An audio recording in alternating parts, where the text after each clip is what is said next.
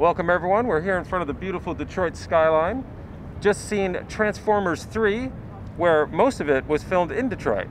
It's the third installment. What did you think? The interesting thing is that there's a relationship between how hot a woman is in the film to how useful she is in the film. I mean, hey, she's really hot, but she's not really that useful to the plot, or she's totally useful, but she looks like a shrew. It's an interesting dynamic, Michael Bay. Yeah, it doesn't sound very Michael Bay is what I was going to say. Carolina, roll out. Well, hello. Hello. So, what about this new one? I agree with Carolina, because even though this woman changed the fate for all mankind, what she really wanted was a ring on her finger. Oh. Isn't what all women want? That's right. With an attitude like that, she's not going to get very far. Does this film keep anything for kids? Any sort of camp? No. The robots are actually completely not children friendly. They are swearing all over the place. All the Michael Bay cliches are there. All the slow motion army walking, all the lens flares. I think the sun set about every 15 minutes. Now, would you recommend it? Yes, I actually would, if only for the Star Trek references, oddly enough. Yeah. All right, Jolie, thank you. And roll out. Well, hello, Michael. And would you recommend this film? It was just so confusing, and the camera work was so all over the place that I had a hard time following what was going on. I really didn't know who was who because all the characters look almost exactly the same. They kept referring to characters whose names I recognized, like Shockwave, but they didn't look like or act like the characters from the old cartoon or toy line, so I don't know why they used the names. I kind of just wish it wasn't called Transformers, then it would have made it a little bit better. I still don't think either way that it was a good movie, though. None of the personalities of the original characters came through? Well, when Optimus Prime murdered someone by shooting him in the face at point-blank range, it didn't seem like the character from the old show, so... And your favorite part of the film? The thing that confuses me the most is that when Joel Schumacher did his Batman, audiences were furious about it. And so I don't understand why more people are not rejecting this film as a treatment of the Transformers characters. I'm surprised how much money it's made. To me, it should be no more successful than the Joel Schumacher Batman movies.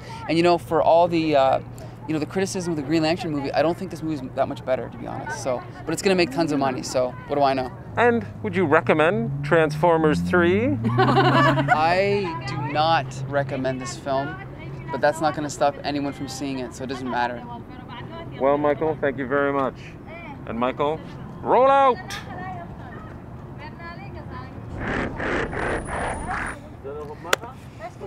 Hey, hello, how's it going? Everybody's transforming in here. I'm still getting used to that. So, Transformers 3.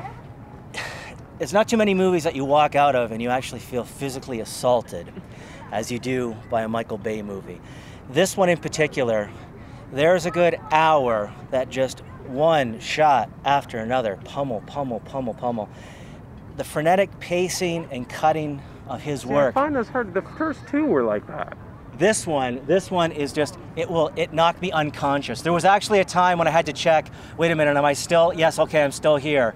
You don't know what to look at, you don't know who is who, there's a million things exploding. I mean, did anything grow in this film as far as? I think the only thing that grew in this film was my fondness for classic cinema and well done cinema and well done movies that aren't conceived in an animation studio.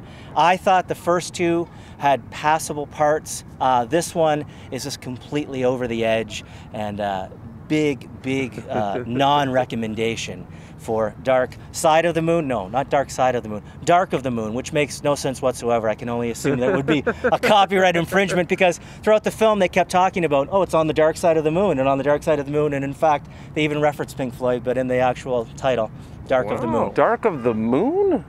That's an Ozzy Osbourne song, I think. Would it even be worth it to see this film to end the trilogy, the storyline? If you've invested time in the first two, do you bother with the third, even on DVD? Third verse, much like the second and the first, but for me it's Michael Bay, 3 strikes, and I'm out. Thank you, everybody. And Autobots, roll out! Again, here at the Chicago Con, we're here talking to Nathan, the artist and writer of the first issue of Midnight Adventures. Tell us all about it. Midnight Adventures, about a reality TV star superhero and his cameraman sidekick. They're actually based here in Chicago. They have a very lucrative TV deal because as soon as Nathan got his powers, he decided, hey, I'm going to make as much money as possible with this. He does not care where his powers come from. He just knows he has them and he's going to profit off of it.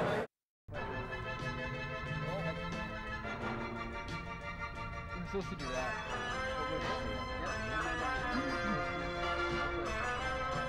That's all I think.